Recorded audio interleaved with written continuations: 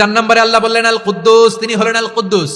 আল কুদ্দুস মানে হচ্ছে অতি পবিত্র, মহা পবিত্র, the most Holi, the absolutely pure, যার কোনো খুঁত নাই। আল্লাহর কোনো খুঁত আছে?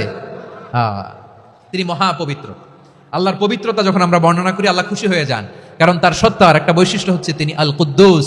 বারোয়াখালীবাসী আল্লাহর নামটা একটু জপেন না, বলেন আল কুদ্দুস, সবাই আওয়াজ করে আল কুদ্দুস।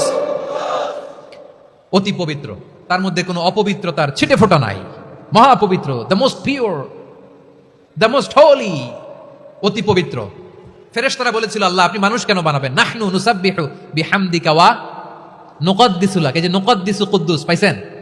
তারা বলেছিল আল্লাহ মানুষ কেন বানাবেন, মারামারি করবে, আমরাই তো ভালো, আমরাই আপনার মহিমা বর্ণনা করি, আমরাই আপনার পবিত্রতা বর্ণনা করি। নুকদ্দিসু লাক তার মানে আল কুদ্দুস। আবার আমার নবী বিশ্ব নবী যখন সিজদায় লুটিয়ে পড়তেন, আম্মা জানা এসে বলেন আমরা তো সিজদার মধ্যে সুবহান